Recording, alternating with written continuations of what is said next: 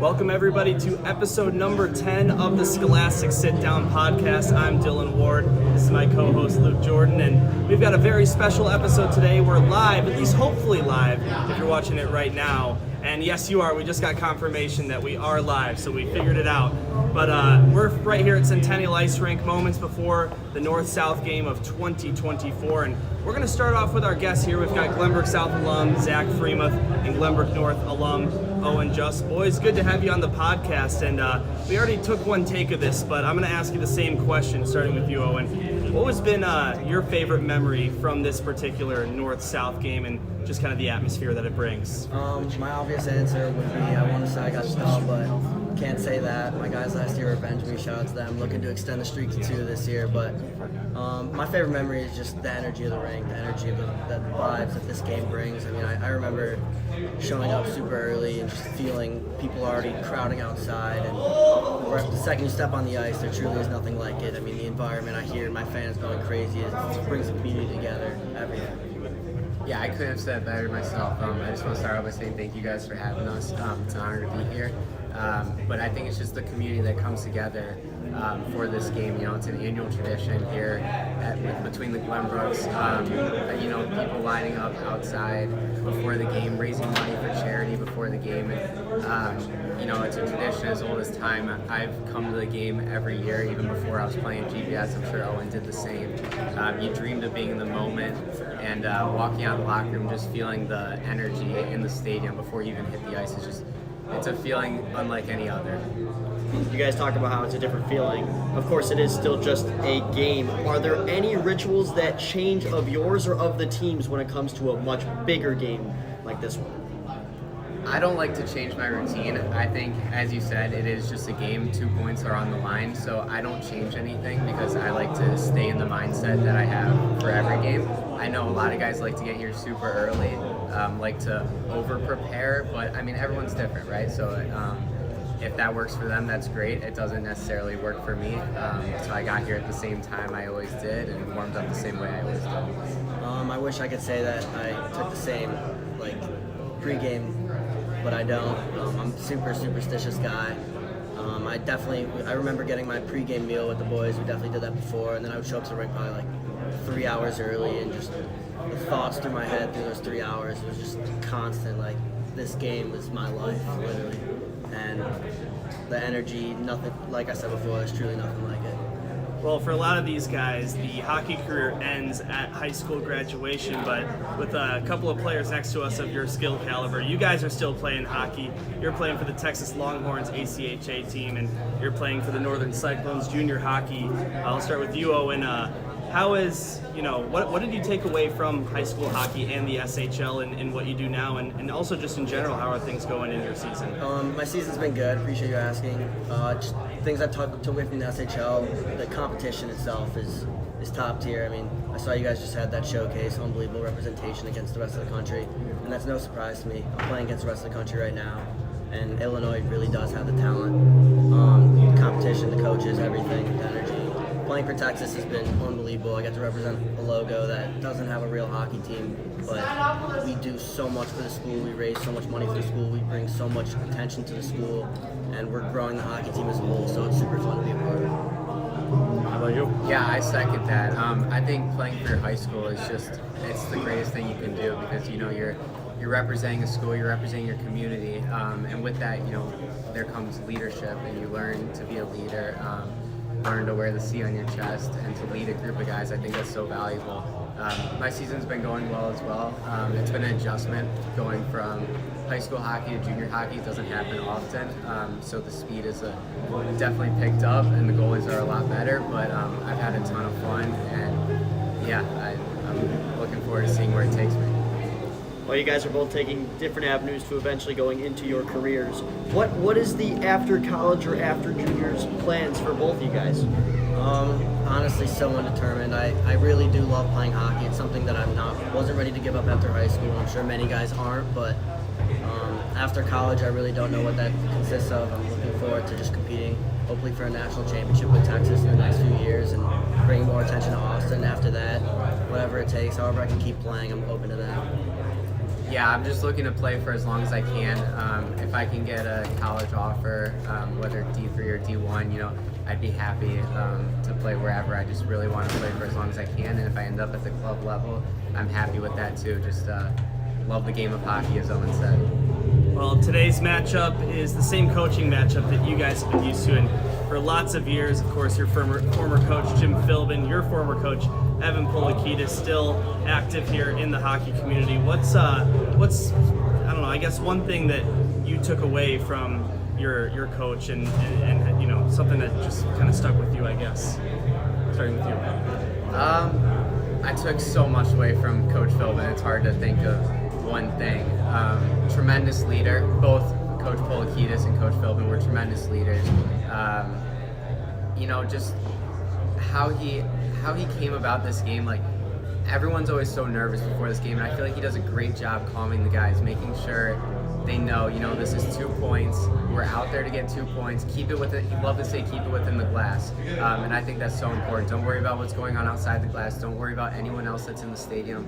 Just worry about the guys in black jerseys, as it was for us, and go battle with the guys for 51 minutes, and we'll see where that takes us. But take it one shift at a time. He loved to break down games, and I'm a tremendous coach. He really calmed us down before this game. First off, Coach Philbin, incredible coach. I had a chance to play for him in a tournament way back when, and it was just a super fun experience. Taught me so much about the game. Evan, again, unbelievable person. That's what I would say before all. Is he cares about the person more than the player, and if you're whatever your endeavors are beyond hockey, that he wants you to be successful in life. He prepares you for the future. I would say practices, just the intensity level that Evan expects is pure top class, and I think that's what makes GBM one of the best programs each and every year, and I think that's why he's able to have had so much success over the years. He's just an incredible person, and again, he's taught me so much. He's the reason why I'm here today. So, tell me what it's like and what changes for you guys living away from home. For you, are you with a billet? I'm not. We live in dorms. Really? Yeah, the Norton Cyclones took over this abandoned community college, so it's great. We have a campus to ourselves. We have a dining hall there. We have dorms there for the team. We have a gym, and it's been great. I love living with the team. That's really cool. How are you liking the college experience? It's super fun. Just playing for, like I said, representing the Texas Longhorns logo is unbelievable. It's in the South. I mean, unbelievable weather, unbelievable education. I'm hoping we're competing for a natty in football this year. I've always got my horns up, so that's just been an unbelievable experience living in Austin. Weather's got to be feeling rough here compared to down tough there. transition for sure. All right, I don't know if Luke has any more, but this is going to be the last one from me. I'm just going to ask you guys for a good old-fashioned score prediction for tonight's game. Whoever wants to go first. Go ahead. I gotta go south.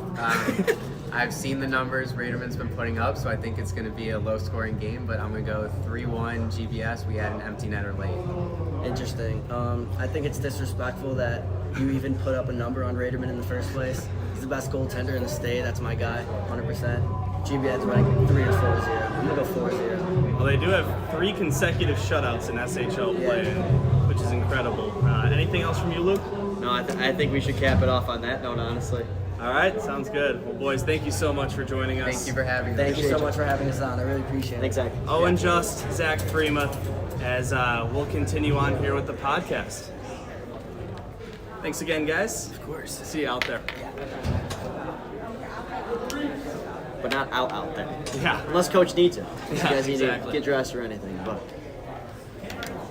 All right, so we hope you enjoyed that segment talking to some of those guys, the alumni of the SHL, especially before this North-South game. Again, if you're joining us late, my name's Dylan Ward, that's Luke Jordan. We hope you've been following along the Scholastic Sitdown podcast.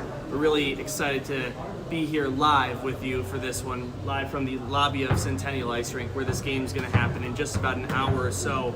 We've got a couple things to talk about. It's not going to be our usual podcast flow, but we're going to start off by talking about what some of those guys alluded to, which took place last weekend, the second annual SHL Showcase, where teams from all over the country came in to play these SHL teams. 9 of the 11 SHL teams participated. The only 2 that didn't were St. Ignatius and Fenwick, due to a congested schedule, playing in the CCHL as well. But out of all the teams, there were 5 SHL sides that went undefeated, and the only team to win every game, New Trier Green.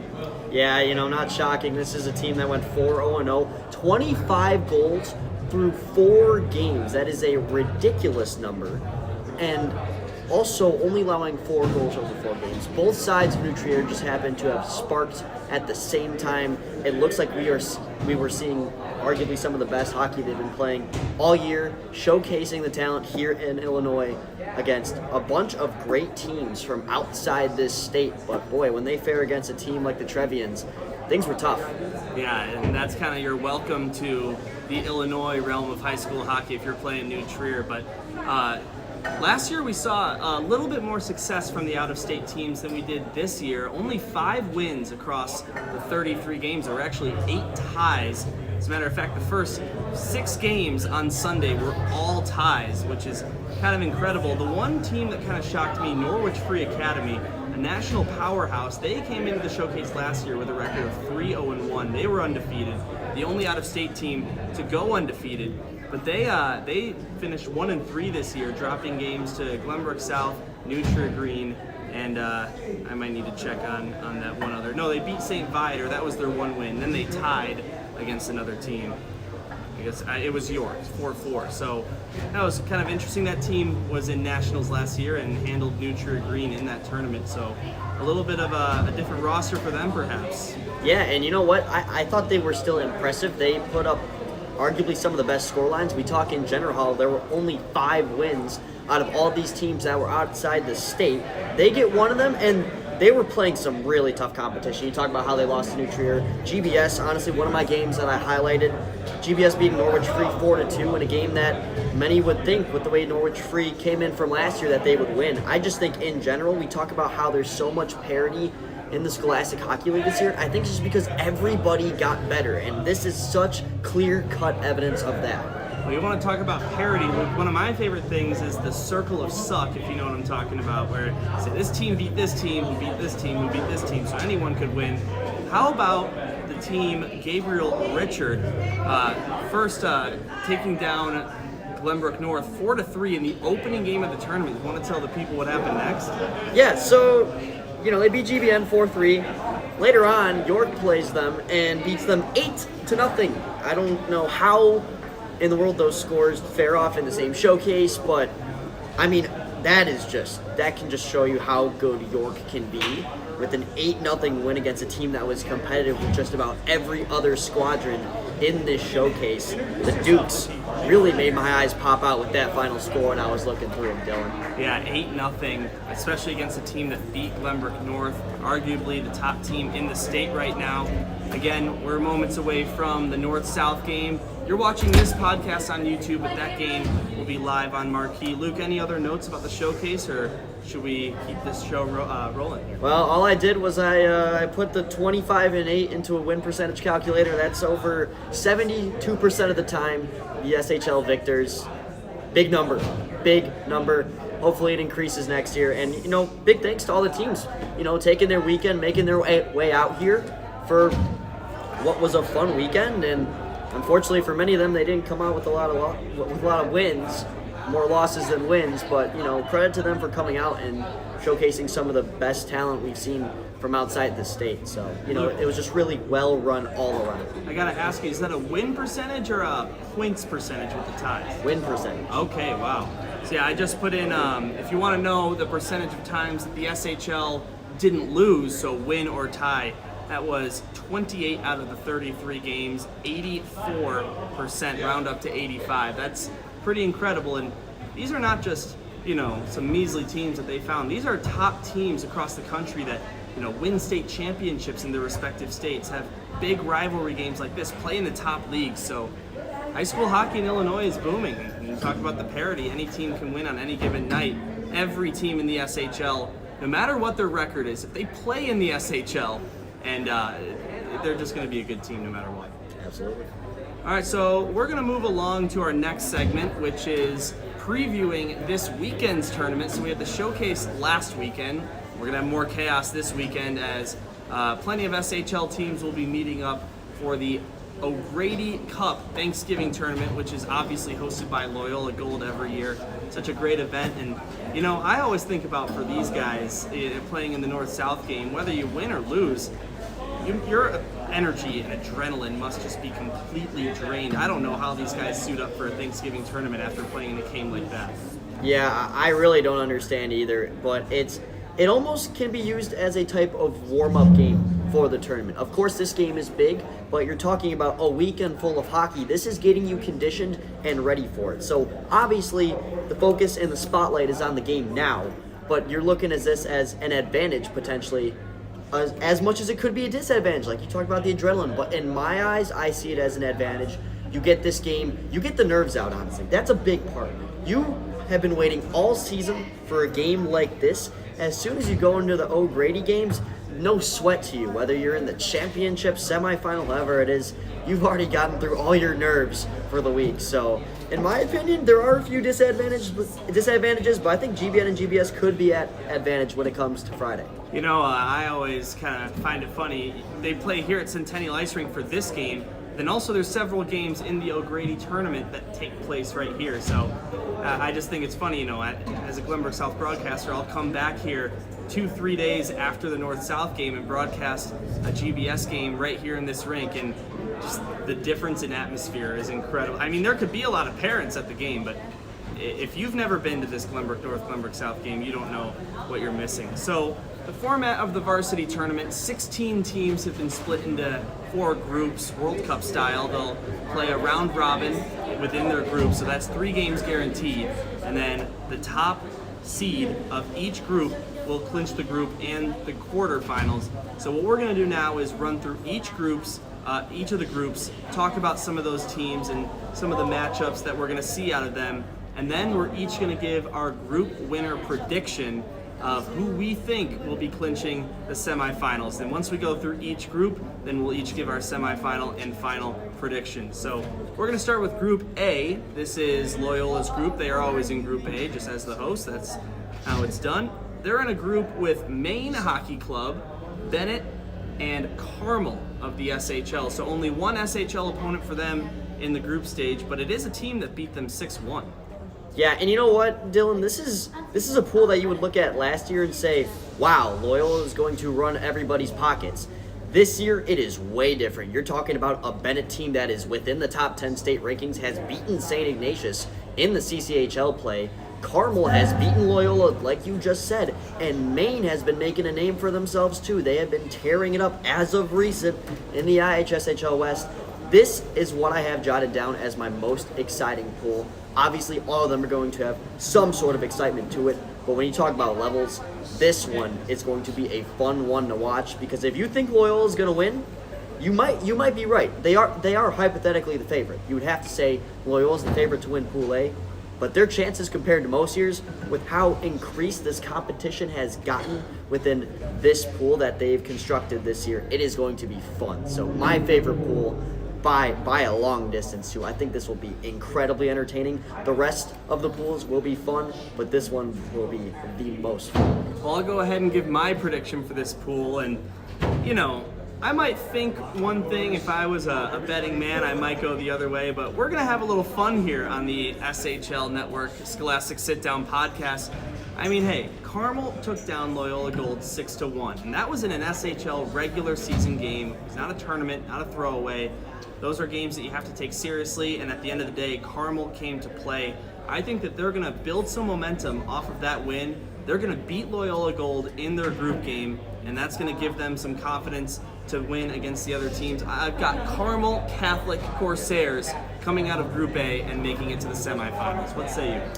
I respect that, Dylan. I don't think it's a bad take. Like I said, you pick any team out of this pool, they have a good chance. So I am going to swing non-SHL.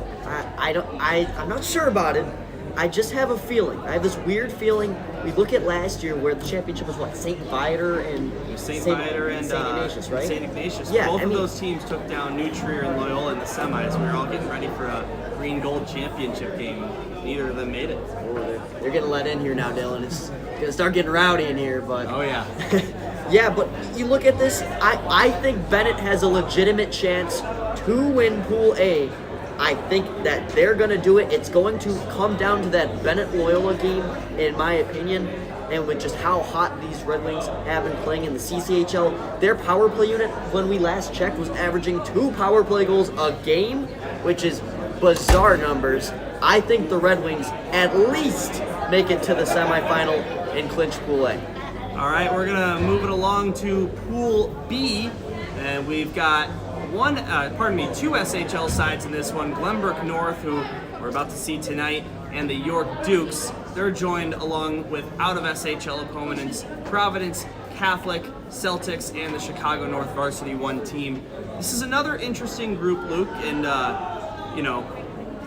you see the 2 SHL teams. You think it's probably going to come down to them.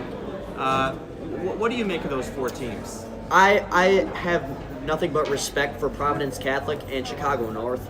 First off, PC still been putting up good numbers in the CCHL. I think they have a shot. Chicago North, just not the same team from what we've seen last year when they made it to the combined state final, lost by an overtime goal from the Warriors. I don't know if either of those teams have a true shot. I think it's possible, but I mean, like you said, it's GBN and York who are probably going to be at the top of this barrel here. It's going to really come down to that game between the 2 teams, considering they're going to have to play each other. And you know what? York has been red hot. We talked about it last podcast.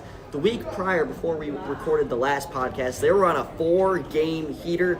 They like to play great against great teams, how they took down New Trier this year. I think that they win Pool B, and we have another shocker, another non-favorite, hypothetically so to speak, to win another pool. So far I got Bennett, and I got York here in Pool B. We're having some fun here, and I can't argue with that logic because, as we talked about in our last segment, York beat a team 8-0 in the showcase that beat GBN 4-3, so you never know. And that's the thing about these tournaments too is, when you're playing 3 games in 2 days or maybe even up to 5 games in 3 days, it's not your usual wake up, go to school, get ready for your game at night. This is a much different animal, and you talk about some of those 8 o'clock in the morning games or double headers. It's not necessarily about who is the more skilled team as much as it is who is ready for the game and who has come to play. So that's definitely going to be a factor, but I'm going to keep it a little bit vanilla here in Group B, and I'm going to say Glenbrook North Spartans.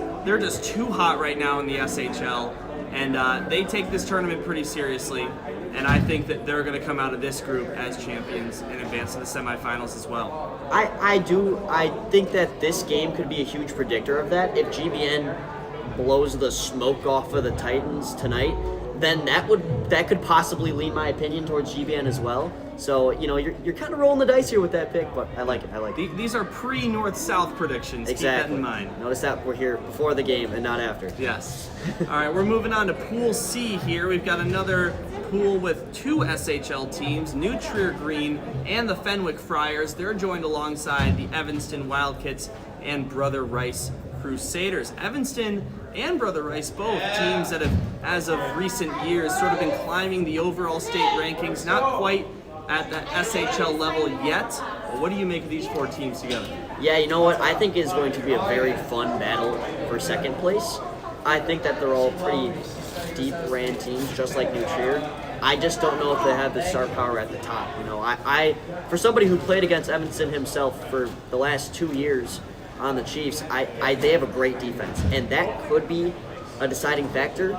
I would not be surprised if Evanston comes out number 2 in this pool. But when you just look at all 3 compared to New Trier, who's just been red hot, like we said, lone 4-0-0 team in the SHL showcase, I don't see what could stop them. I'm not saying it can't happen, but I think the Trevians come away here in pool number C. Yeah, I'm going to have to agree with you there, Luke. New Trier is just, some of these groups have clear outliers, but this is the biggest one for me. New Trier Green, some could argue GBN is the top team in the state, but I think still New Trier Green holds that number 1 spot in the state of Illinois, and they don't take any game for granted, the Trevians. They want to win every single night, whether it be the SHL regular season, maybe even a preseason game against a non-conference opponent. They don't care. They lace them up and they play to win, and they play to win by a wide margin. They're looking to get the running clock each and every night.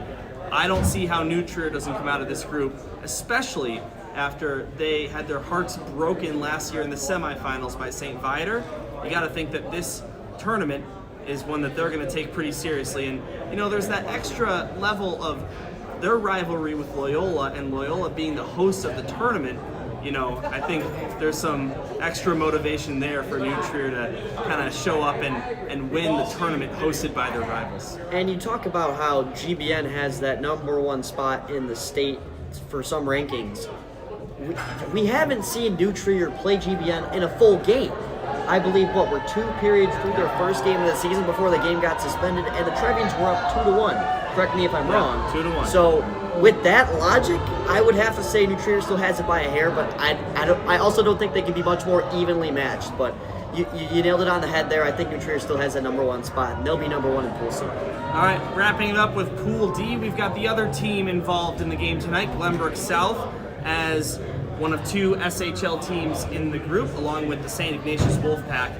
Also joining them is former SHL team, the Oak Park River Forest Huskies, and New Trier Blue, as there is a Varsity 2 division of this tournament, but New Trier Blue always wants to play in that Varsity 1. They want to have their big test. They're going to have 2 SHL opponents that they'll have to face. One thing interesting about New Trier Blue, Luke, and we were talking about this before we went live, is 2 years ago they beat GBS in this tournament. Last season, they beat GBN in this tournament. So maybe some north-south hangover there, but either way, they seem to have the Glenbrook's number when it comes to O'Grady Cup. Yeah, and you know what? Take it from somebody who's seen this team play in person. I was down sideline reporting on the game for Marquee, where New Trier Blue manhandled Chicago North. These guys know how to get pucks towards the net. They know where to put it, too. They were sniping every single goal. They definitely go to shooting practice. But besides the point, this is a team that can compete. And it's a good thing that they're not in the Varsity 2 division for this, because I think they would truly wipe the floor with competition. This is a team that is within, I believe, now the top 3 of the IHSHL North Central, which is a pretty top-heavy division with teams like Evanston, Chicago North, and such. And, you know, New Trier Blue is basically a varsity level team, so do not take them lightly if you're St. Ignatius or OPRF or Glenbrook South. When it comes to my opinion for this pool, I was, bouncing back and forth. As much as I think New Trier Blue could still maybe grab 1 or 2 wins, I don't know if they're going to win all 3 games. That would most likely give him number 1 in Pool D. I was leaning between the Titans and the Wolfpack, and for some reason, the numbers don't lie, the Wolfpack have handled the Titans as of the last 2 years. As you've seen plenty, I think the Wolfpack come out on top of Pool D by a hair, just ahead of the Titans, and the Wolfpack, the defending O'Grady Cup champs, are going to make their way back to the semis. You know, I'm actually going to take your logic and go a different direction with it. I think that it's going to come down to Glenbrook South and St. Ignatius. They play in the last game, so if they're both 2-2, it'll essentially be a quarterfinal game without being a quarterfinal game. Listen, I think that St. Ignatius, they've beaten Glenbrook South. They beat them 2-1 in the SHL season series last year, 2-1 in the playoff series. They've got a 2-0 series lead on them this year. I think that Glenbrook South is going to use some of that fuel from the fire, and they're going to find a way to beat this St. Ignatius team in a game that doesn't count for SHL regular season. And I think they're just due for a win against the St. Ignatius Wolfpack. So my fully unbiased prediction of Group D is going to be the Glenbrook South Titans. So we're got a little bit of a time schedule here, but we're just going to quickly, now that we know each of our 4 semifinalists, we'll run you through our final bracket predictions, starting with you, Luke.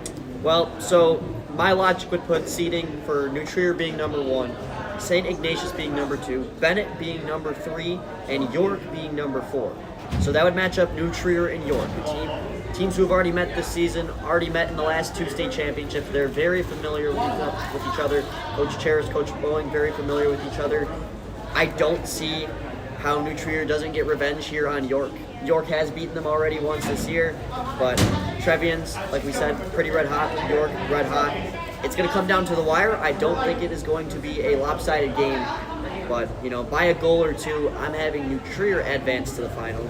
And then that would place a matchup between St. Ignatius and Bennett, Wolfpack number 2, Red Wings number 3. this is such a toss-up, but I think since Bennett already beat St. Ignatius that they can do it again, and we'll have a shockingly non-SHL team potentially in the O'Grady Cup final, giving us a final between New Trier and Bennett. Would you like me to reveal just my final prediction now? Let's hear it.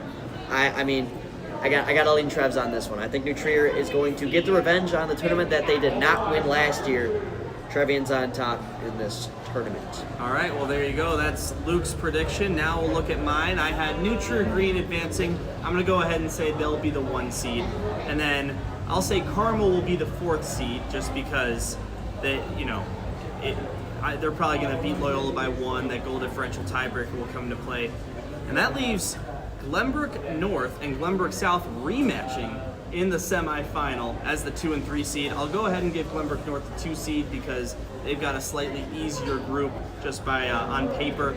And I'm going to go ahead and say that, and I don't really know who's going to win this game tonight.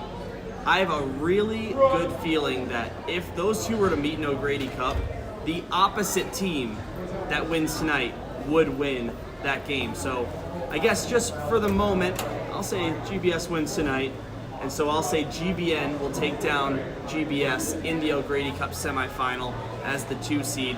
As for New Trier versus Carmel, I want to say New Trier, I do, but just because I don't want to copy you, Luke, I'm going to say that if a Carmel team can beat Loyola Gold 6-1, why can't they do that against New Trier Green? Like I said, sometimes New Trier, they come to win every game. They want to win by a large margin.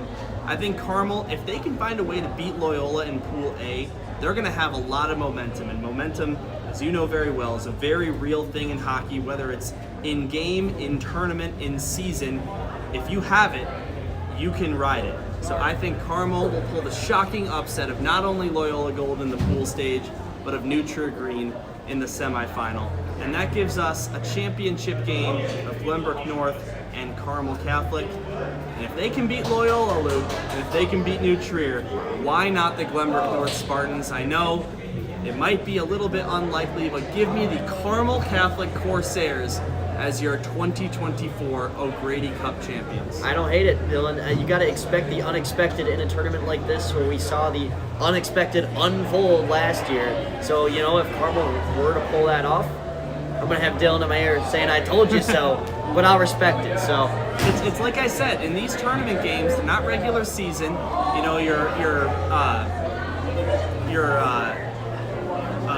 losing the word here, but just what you do to get ready for a game. I guess your routine is what I'm looking for. Yes. As that's part of being live, right? But your routine is all screwed up.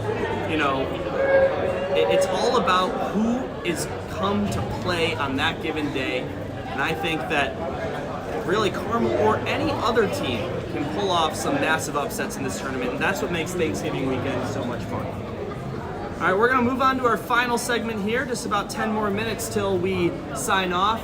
And our final segment is going to be an official pregame show for the game that's going to take place in about 40 minutes right in there inside Centennial Ice Rink. We're here in the lobby.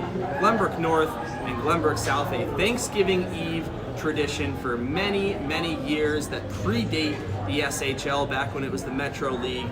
And looking at some of the recent matchups, Luke, in this game over the last 3 years, since the COVID shutdown is the time frame we'll look at. Glenbrook South won in 2021 by a final score of 3-1. And the following year, they won 2-0. Luke Winger, obviously a legend for the Glenbrook South team, was in net for both of those games. But then last year, it was an absolute,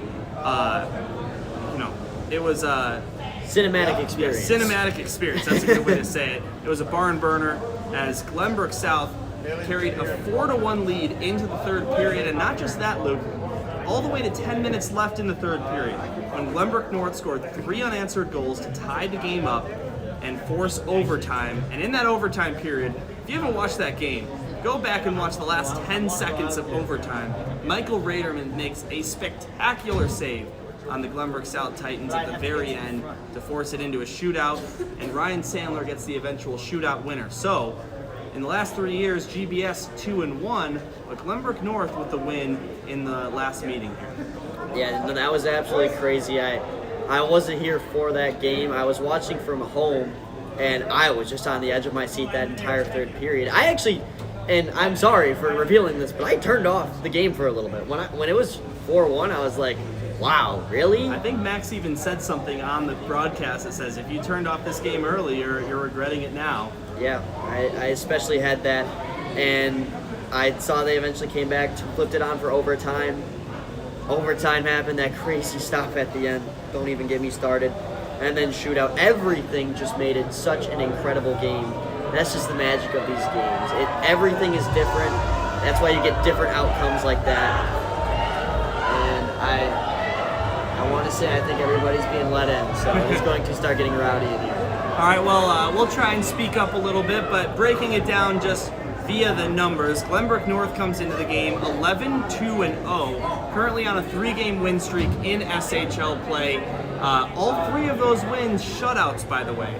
Glenbrook South coming in on a 3-game win streak in SHL play as well, but a record of 8-4-1. They sit in 6th place in the SHL in points. Glenbrook North 3rd place in points, but with some games in hand, they lead the league in points percentage coming into this game, as this will be the first time these two teams meet this season, and they always design it that way, but sometimes you just can't help it. And in the preseason invitational, these two teams actually met in the semifinal, where Glenbrook South was victorious, a goal by Frank Surma in the shootout as GBS won 2-1. And I want to ask you, Luke, as a former player, if you see a team in the preseason, how reliable is that game, that experience, when you meet them again in the regular season, when the teams have sort of figured themselves out and it's not just the first week of the season? Well, to put this in the nicest way possible, absolutely nothing, because this is a team that was getting the rust together in the preseason. You're not seeing the best edition of every team in the preseason. I think that goes without saying. And you try to watch that film back. You try to say, what were they doing well? What weren't they doing well? You get out there in a game like this in November, it is completely different. You're not expecting anything of what you're seeing. So as much as, Glenbrook North lost to GBS in that preseason invitational, they can't take away a lot from that other than, wow, our defense was pretty good. Let's keep it that way. We just happened to lose in shootout. Let's bounce back for this one. And, those goalies, how about the goalies in that game? That really gave us the shine of, wow, not only is Raderman still as good as he was, but Thomas Preston is going to be a threat to the league, which he's been so far this season. And we'll get the same goaltending matchup for tonight's game, the freshman Charlie Preston against the senior Michael Raderman. A good storyline there. Luke, any hockey coach will tell his team how important it is to score the first goal of the game, set the tone. You never want to allow the first goal and try to come back. It just doesn't work that way, no matter what the records are. But in this game, it's maybe even a little bit more important based on the numbers. Yeah, that leads me into my keys of the game. Let's look at GBN first, and then GBS. 1 point for each side. It's the same thing. Score the first goal. GBN is 5-0-0 this season when scoring first. Pretty crazy, right? 5-0-0. GBS, you guys need to score first as well. You're 8-0-0 when scoring first. Whoever scores first in this one is going to have a insane edge. It is both teams have been able, or actually Glenbrook South has not won a game where they haven't scored first. GBN's won 2, but the point is you need to score first. It goes simple as that. The stats don't lie. That's why we have that awesome stats column that I believe Sam has been able to code and get it all up there. And it gives you the eye-popping stats that you see. Looking down the rest of the way, some nitty-picky things, just as somebody who watches hockey and used to play it. Now I'm a men's leaguer, but whatever. GBN needs to use their perimeter attack. We've seen Thomas Preston play incredible this season. Preston's one and only maybe disadvantage to a game like this, might have some nerves going, might cough up a couple rebounds. He's struggled on a couple of occasions with follow-up chances this year. That is the only critique I think me or Wes Anderson, the great goalie guy that's on the mic here for Marquis soon, I think that's the only critique we have for him.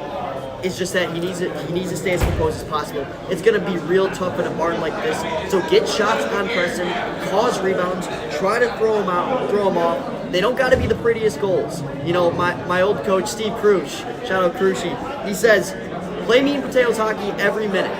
And that is, he does not care if you pull up the most beautiful backhand beauty, goes bar down, He would rather you score on a rebound because that is the meat and potatoes. That is the base of how you play hockey. Nothing's got to be pretty. It's got to be victorious. And that's what GBN needs to do tonight. And anyway, their last thing, they need to have the same principles as always. They're 5-1 in November, the best record in the SHL. Keep at it. Keep doing you.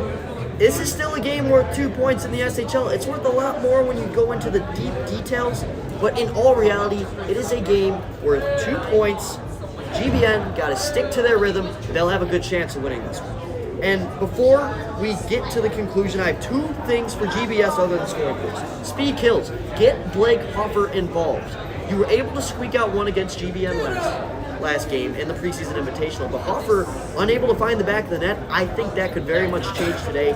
He is, one word to describe him is athletic, Dylan. We know that. He committed to Illinois for baseball. This isn't even his primary sport, but he sure makes it look like it. Get him to use his speed along the outside, create scoring chances, try to throw it off the pads of Raderman, and get guys to the net. Lastly, don't collapse.